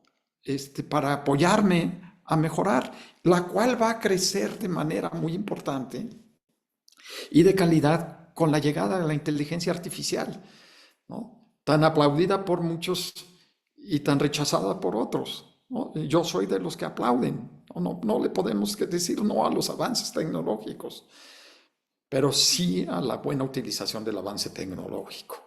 Entonces, yo no soy, no estoy especialmente entusiasmado con el giro, con el cambio que se ha dado en el programa de estudios, pero tampoco estoy preocupado, porque el poder del aula, del maestro en el aula, es superior al poder del secretario de Educación en el escritorio de Vasconcelos, cuando se trata del aprendizaje de los niños. Nadie le gana al buen maestro y a la buena maestra. Nadie, por mucho que nos digan lo que nos quieran decir. Entonces yo me iría y me centraría en mi formación, mi capacitación. Si no me la está dando el gobierno, la busco porque soy maestro y soy maestro y soy maestra porque quiero ser maestro y quiero ser maestra, ¿no? Entonces, yo tengo mucha esperanza de la educación de México. No tengo esperanza para nada, como ya lo vieron, de la política educativa. Para nada. Y dentro de 6 años nos vamos a ver aquí. Y yo he estado dando conferencias como esta desde el año 2000, ¿no? Más bien desde el año 2003, cuando apareció mi primer libro. Y lo mismo decía, y las mismas críticas, ¿no? Ustedes recordarán perfectamente bien cuando nació Enlace. Enlace nace de una ocurrencia del secretario de Educación de aquel entonces de Fox, de Reyes Tamés, en una entrevista de banquetera, saliendo de una reunión de, si no me equivoco, de Monterrey, de Nuevo León, en Monterrey, del grupo de los 9 países, dijo, vamos a hacer una prueba estandarizada, Enlace. Y sí salimos mal en PISA 2000, pero en 2003 vamos a salir mejor y en 2006 vamos a salir mejor. Pues ni en 2003, ni en 2006, ni en 2009, ni en 2012, ni en 2015. Los niños que presentaron la prueba PISA en el año 22 no habían nacido en el 2003. O sea que les debemos 18 años. Entonces yo no espero, en realidad, maestras y maestros, que nuestros iluminados políticos y administradores públicos nos saquen de problema, porque son muy buenos para la retórica, pero como vieron en los datos, se estancaron en el gasto y en la atracción, formación, capacitación, colocación, certificación de los maestros y de las maestras, que es el factor fundamental. ¿Cuál es el otro factor fundamentalísimo para el desarrollo y el éxito de los niños y las niñas y de todos nosotros? La crianza. Lo que sucede en el hogar, sobre todo en los primeros años de vida. Y como lo he dicho una y otra vez desde hace muchos años, el poder de la crianza en el hogar es superior al poder de la pedagogía en la escuela. Así como el poder del maestro en el aula es superior al poder del político en el escritorio de Vasconcelos o en el Congreso de la Unión, lo que sucede en el hogar es extraordinariamente importante. Necesitamos una política así tan grande y tan importante como la educativa, una política de crianza, de apoyo a las familias, a todas las familias. ¿Saben lo que hacen en Singapur cuando un nuevo niño llega a una nueva escuela? Se reúne un comité de las personas que son los que manejan los recursos públicos para servirle a las personas. Se reúnen el de protección de la familia, el de la vivienda, el de nutrición, el de empleo, el de alimentación, etcétera, y revisan cómo están las condiciones de ese niño en el hogar. Si sus padres son desempleados, si no tienen recursos, si el niño no come bien, si hay un ambiente tóxico, agresivo para el niño, etcétera. Y desde ahí, entonces, dirigen los recursos y los servicios públicos para atender a las necesidades del niño para que cuando llegue el niño a la escuela, la pedagogía funcione. Porque si el niño me llega desnutrido, golpeado o con tensión tóxica, ustedes, maestras y maestros, lo saben mejor que yo, la pedagogía puede hacer muy poco. No digo que nada, pero muy poco. Entonces necesitamos también orientar nuestro esfuerzo y nuestro trabajo hacia el mundo de las familias, hacia el mundo de lo que están haciendo mamá y papá con los niños, para que cuando lleguen a las escuelas, entonces sí, la maestra Lupita y el maestro Gabriel y la directora puedan hacer maravillas, ¿no? Pero pues como estamos muy lejos de eso, no nos queda más que el trabajo humilde pero importantísimo de la intimidad del hogar y de la intimidad del aula en la escuela, que es lo que ustedes están haciendo.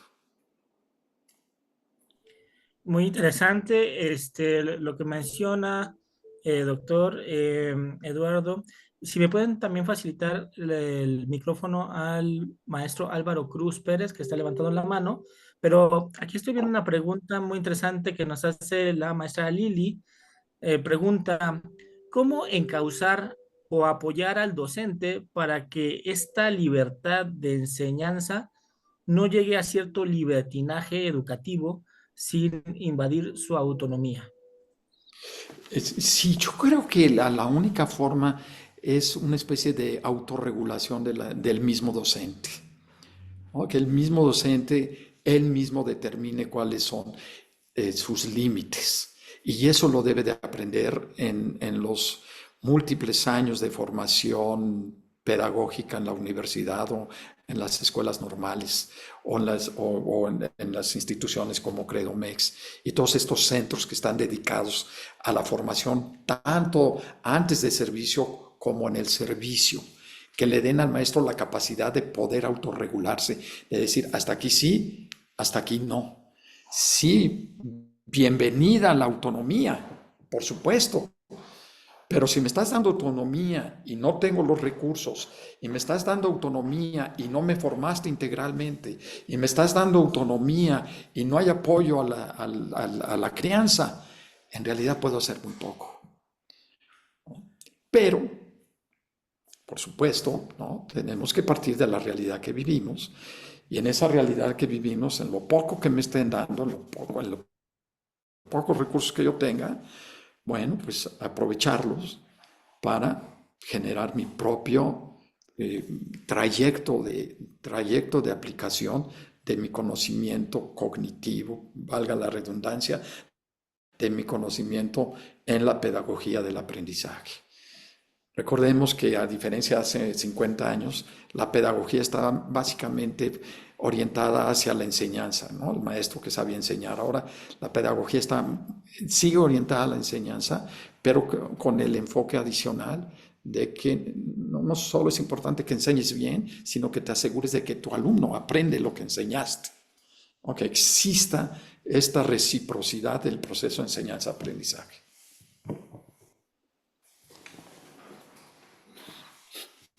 Ok, se cortó un poquito al final. Ya está habilitado el maestro Álvaro, pero antes quisiera mencionar para llegar todavía a un segundo nivel de lo que usted plantea, doctor, podría ser también que el docente platique sobre sus proyectos, sobre la forma en que ve la educación con sus directivos, para que también ellos estén enterados de lo que planea, porque a veces hay un choque entre la forma, de la visión que pueden tener de cómo se debe de llevar la educación, los directivos con los docentes. Entonces, cuando Totalmente de acuerdo. comprendemos y estamos en el mismo barco, es más fácil, ¿no? Sí, Y para que no completamente de vayan a tener acuerdo. choque. Y esto en la jerga, digamos, del mundo de la enseñanza y el aprendizaje se conoce como comunidades profesionales de aprendizaje. Y yo, atinadamente a lo que dices, Yasunari, yo le agregaría, si pueden formar estas comunidades profesionales de aprendizaje con algún experto cercano a la escuela, Maravilloso. ¿no? Sí. Que esté cercano a la escuela, expertos, por ejemplo, como de los expertos de las diferentes escuelas normales o de las universidades pedagógicas o de las universidades que tienen escuelas de pedagogía o de los centros regionales como el Credomex, que hagan un ancla con el experto, porque entonces tienes el grupo del colectivo, la dirección y un experto, ¿no? Que les permite hacer diferentes anclajes. Pero gracias por Maravilloso, maravilloso esta estrategia. Maestro Álvaro, adelante. ¿Cuál es su pregunta? Sí, gracias. Eh, Felicidades, doctor Andere. Tengo la colección de varios de sus libros y le he seguido. Espero que esté bien de salud. La pregunta va en el sentido de, yo también concuerdo que la evaluación formativa no es única. Sí es el enfoque, pero está la cuantitativa, está la sumativa y desde luego también está la evaluación estandarizada, con las pruebas estandarizadas. Cuando usted dice que la evaluación, perdón, por ejemplo, PISA, la situación está en la crítica por lo que se utiliza, por lo que no se utiliza o seguramente no se utiliza bien. Podría Sí, compartir cuando algo de uno eso. trata de utilizar la prueba PISA como otras pruebas estandarizadas, como fue el caso de enlace, por ejemplo, que uno trata de hacer comparaciones y de quién está bien y quién está mal, o cuál es la receta para mejorar, o por qué México está peor que Estados Unidos, o que Finlandia, o que Chile, o que Singapur, etcétera. Y cuando se trata como de estigmatizar el sistema educativo, en lugar de aprender lo que los datos nos están diciendo, pero lo estamos utilizando para hacer listas de ranking, quién está mejor y quién está peor, ahí es cuando la utilización es negativa. Pues yo recuerdo, por ejemplo, que el programa de la articulación de la educación básica del 2011, que ustedes recordarán mejor que yo, establecía como una meta para el sistema educativo mexicano, aumentar en 10% los números de PISA, ¿no?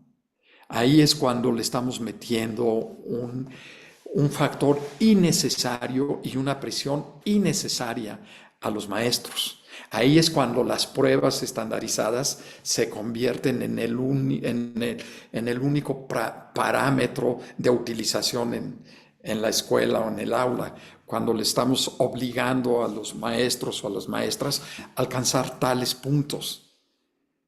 No, eso es ver el final del proceso, eso es tratar de regar el árbol por las hojas y no por la raíz. Eso es fomentar la enseñanza, enseñar para la prueba en lugar de enseñar para aprender. Eso está mal. Pero eso es muy diferente a decir voy a utilizar los resultados de una prueba estandarizada como los resultados de las pruebas que ustedes hacen en el salón de clases para saber qué está bien y qué no está bien y poder mejorar. Si ni siquiera sabemos lo que no sabemos, ¿cómo vamos a saber lo que queremos saber si no sabemos lo que no sabemos? ¿No? Entonces, en ese sentido, la crítica a la prueba PISA está en el uso, pero no en la prueba PISA per se. Igual era para el caso de Planea, igual era para el caso del enlace y Scale, ¿no? Y todas este tipo de pruebas las tenemos que utilizar como instrumentos, como insumos de un proceso profundo de evaluación formativa en el aula y de evaluación responsiva a nivel de sistema educativo. ¿Sí? Pero decir y descalificar todo tipo de prueba estandarizada por malas interpretaciones es en realidad hacerle un daño tanto al magisterio como al estudiantado, ¿no? Es como si de plano dijéramos, pues, ¿para qué hacemos análisis de laboratorio, ¿no? O sea, pues no necesitamos diagnósticos médicos, pues sigamos así, ¿no? Porque el diagnóstico está equivocado, porque es estandarizado, ¿no? Pues no. En realidad, sí necesitamos hacerlo, pero utilizar los resultados con responsabilidad. Es muy importante para ustedes, maestras y maestros, saber cómo estamos. Y bueno, si me preguntan, si me hacen una pregunta, que los expertos que se han dedicado a esto durante toda su vida, sin ninguna afiliación política o ideológica, que no sea la científica. Si los expertos me dicen que los niños y los jóvenes deben saber esto y no lo saben, bueno, pues vamos a buscar la forma y el método para que lo sepan, pero con certidumbre, no a ciegas, ¿no? Entonces, sí a la evaluación formativa, pero también a las evaluaciones estandarizadas cuando son utilizadas de manera adecuada, como tú lo dices adecuadamente, Álvaro. Muchas gracias. Gracias. No, gracias a ti, Álvaro, por tu pregunta. Muy bien, gracias, doctor. También si le pueden dar el micrófono a la maestra Judith Elena Martínez, mientras también leo un comentario que nos manda Alonso.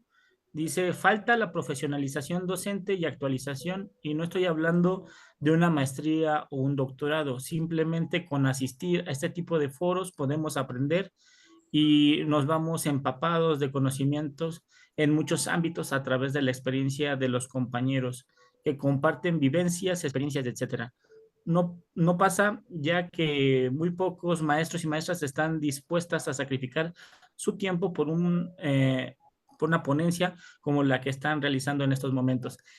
Bueno, si hablamos de un sistema integral de formación y capacitación, no sé si necesariamente tendrían que ocupar un tiempo que no fuera específico para la formación y capacitación. No sé qué piensa usted, doctor Andere. No, yo creo que es muy importante el comentario que nos hizo la persona que amablemente escribió en el chat. Estos foros son muy importantes, pero siempre recuerden que estos foros, por su tiempo y por su naturaleza, sirven como semilla, ¿no? Para plantar una semilla que ustedes solitos tienen que desarrollar. Esto lo aprendí hace muchos años cuando estaba yo visitando las escuelas y los distritos escolares de Suecia. Me entrevisté con la directora de capacitación docente del distrito escolar de Estocolmo. ¿Y por qué fui a dar con ella? Porque acababan de suspender todos los programas de capacitación del gobierno local de Estocolmo. Y le digo, ¿por qué? ¿Por qué suspenden la capacitación? Es tan importante. Porque nos dimos cuenta a través del tiempo que por más que ofrezcamos cursos y cursos y cursos de capacitación, si los maestros no se quieren capacitar, de nada sirve. El punto fundamental del éxito de un programa de capacitación es que los capacitantes quieran capacitarse. Entonces, este tipo de charlas y conferencias sirven como el punto inicial, como la condición primaria, como la semilla que siembra la curiosidad y la duda en ustedes para seguirse informando, para seguir estudiando. La maravillosa noticia del mundo del estudio es que la literatura especializada sobre los beneficios de la escuela y del estudio nos dice que las personas que leen más, que estudian más y que van más a las escuelas, viven más años, con más salud y más felicidad. Entonces, a estudiar, ¿no? A capacitarse. Muchas gracias, doctor. Ya estaba habilitado el maestro Monto, pero creo que cerró su micrófono. Ya está habilitado para poder participar. Pero creo que cerró su micrófono y si me lo pueden habilitar nuevamente, les agradecería mucho. Y entonces, pues vemos otra pregunta por aquí.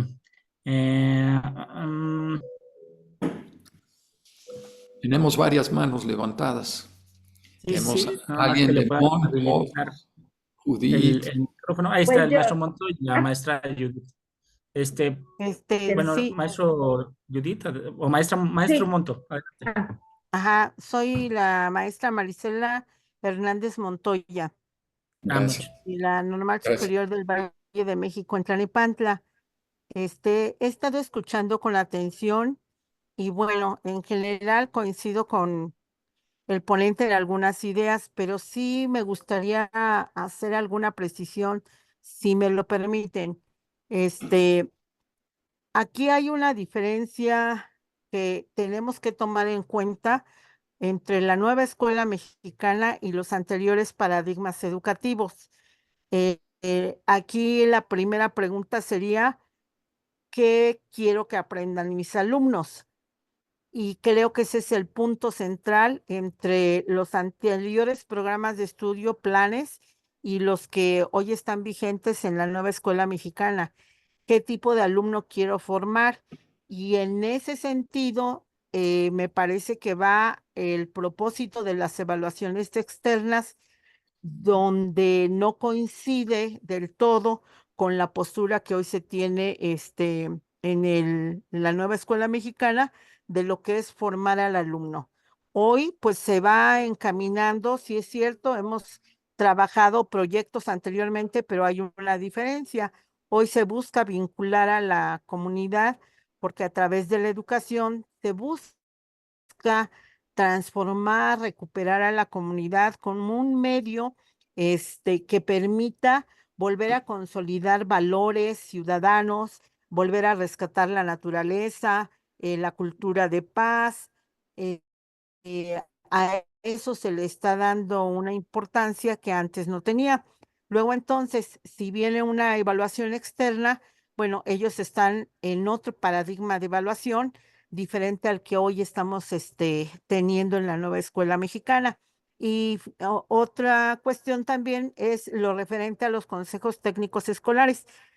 Yo coincido mucho con el ponente. Esta es la oportunidad, me parece a mí, para considerar a los consejos técnicos como la oportunidad de formar una comunidad de aprendizaje para aprender a aprender entre los mismos docentes. Solamente que me parece que tenemos que revitalizar esos consejos técnicos educativos. Y bueno, pues yo no sé si estuviera de acuerdo el ponente con que son dos paradigmas de evaluación pues diferentes significativamente, y yo coincido con él totalmente en la formación de comunidades de aprendizaje, que también es hoy que tiene en la mira la nueva escuela mexicana. Muchas gracias. Gracias por su comentario, maestra.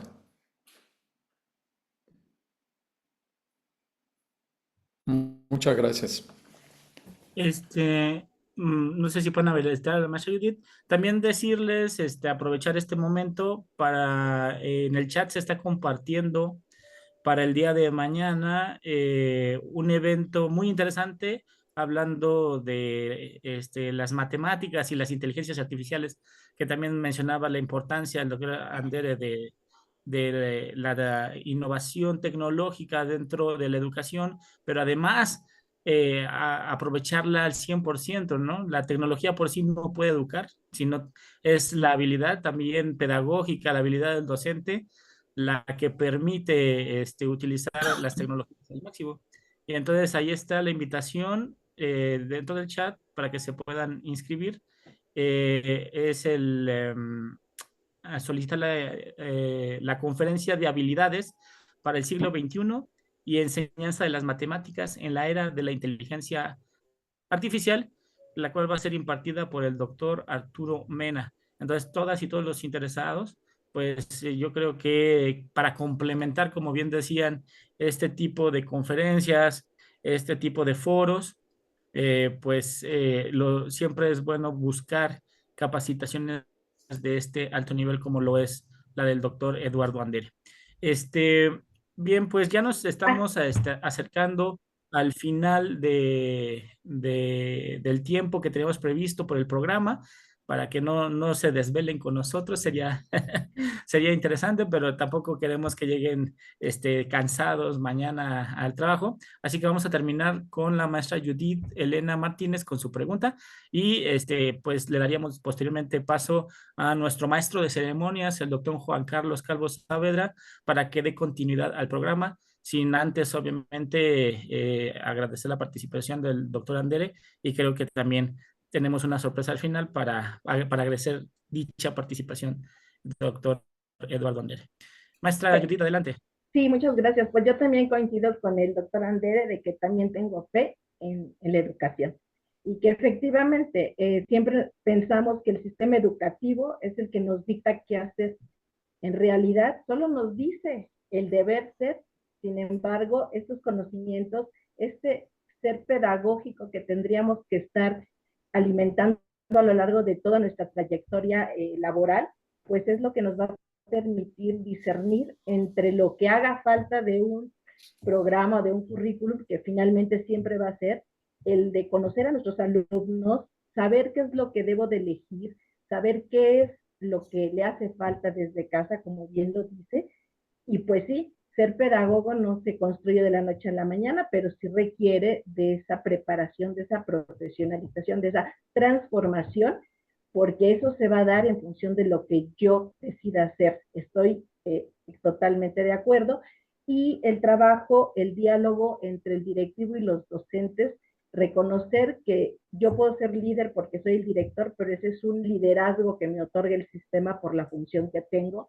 Pero hay muchos líderes dentro de nuestros planteles educativos que entonces tenemos que aprender a escuchar, que tendremos que aprender en esta situación democrática, saber por qué hacen las cosas, darles esa oportunidad y de verdad, cuando uno les da la posibilidad a nuestros compañeros y no se las da en función de que uno deba de dárselas porque así es la autoridad, sino en medida que uno ve que ellos van avanzando, decía la doctora Piñón hace rato, que uno les va reconociendo esas cosas buenas, esas cosas a lo mejor no tan buenas, pero si siempre pensamos que el otro puede mejorar, creo que ahí está el secreto, ¿no? Y efectivamente eso es así como que el espacio propicio, primero para conocer la realidad, como usted nos las muestra, doctor, realidad muy cruda y a veces así como que desoladora, pero sí con esa potencialidad de tratar de ser mejor. Muchas gracias, de verdad.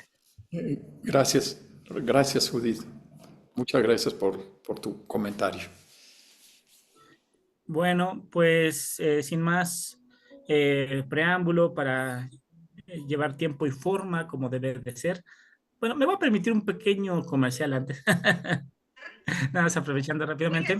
Es importante tener en cuenta. Tenemos, sí, alguien ahí tiene. Pero hay veces que es como, activado. el niño, ¿no? Creo que con un video, a ver si lo pueden silenciar. Gracias. Les decía, dentro del Centro Regional de Formación Docente e Investigación Educativa, estamos comprometidos por formar y capacitar a los docentes. Y bueno, cualquier necesidad de formación y capacitación que tengan, solamente con una solicitud por parte de los directivos o supervisores, nosotros podemos a realizar una formación o capacitación vía virtual o presencial. Entonces, pues estamos abiertos, sobre todo de este tema de evaluación, que es muy interesante, ¿no? El proceso de enseñanza y aprendizaje tiene dos elementos, la enseñanza y el aprendizaje. La enseñanza, responsabilidad del maestro, el aprendizaje, responsabilidad del alumno. Cuando evaluamos, normalmente evaluamos el aprendizaje, pero ¿y la enseñanza? ¿Dónde queda? Interesante, ¿no? Bueno, doctor Juan Carlos, adelante para seguir con el programa. Muchísimas gracias, doctor Yasunari, por supuesto, por esta participación, el evento como tal, el panel y la conferencia. Me parece que han cumplido las expectativas.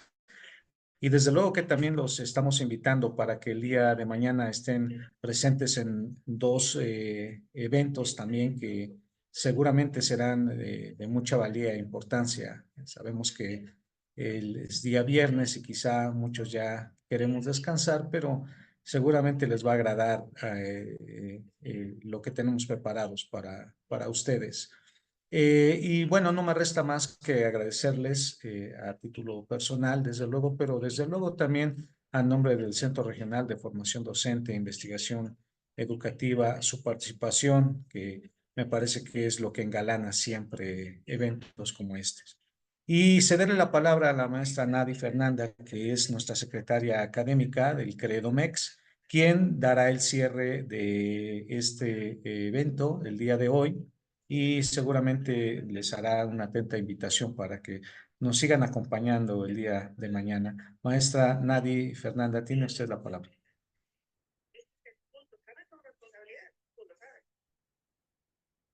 Ellos cumplen con sus actividades, no son obligaciones, son sus actividades. Y no tienen nadie que lo tome con nunca pasó eso, ¿sí? Entonces, esta es una manera de saber. No son necesarias directos mejor. Sí, me comenta la maestra Nadi que tienen que darle acceso, no sé quién está ahí como host, para que puedan darle acceso a la maestra Nadi. Es Gracias, ya me importante. dieron acceso al micrófono. Perfecto. Bueno, tiene la palabra. Gracias, maestra. doctor Juan Carlos, doctor Yasunari, doctor Eduardo Andere, un grato sabor de boca haberlo escuchado. Agradecemos mucho este tipo de ponencias, como usted, dinámicas que involucren al público. Agradecemos a todos su presencia, a todas nuestras autoridades. Les congratulamos por siempre estar en pro de mejorar su calidad educativa con este tipo de foros. Y también les invitamos extensamente a seguir nuestra página del Centro Regional de Formación Docente e Investigación Educativa, en donde constantemente estamos publicando las convocatorias de la formación docente que realizamos. Agradecemos a todos el haber asistido a este evento maratónico. Esperamos que haya sido de su agrado y los esperamos para la jornada del día de mañana, que iniciará con la ponencia de educación inclusiva en la nueva escuela mexicana, agradeciendo de antemano a la subdirección regional de Texcoco por abrirnos siempre la puerta de su hogar, de su lugar de trabajo, y continuaremos con la parte de la revalorización del docente a cargo del doctor Juan Carlos Saavedra, y agradecemos mucho el que hayan estado aquí. Sin más, pues damos por terminada la jornada del día de hoy, siendo las 8 de la noche con 1 minuto. Muchísimas gracias, maestra Nadi. Gracias a todos por participar. Tengan un feliz retorno a sus hogares si es que no están en ellos, y si están en ellos, bueno, pues descansen. Nos estaremos saludando el día de mañana con un cierre que seguramente será también con un excelente sabor de boca, como lo dijo la maestra Nadi. Muy buenas noches tengan todos ustedes.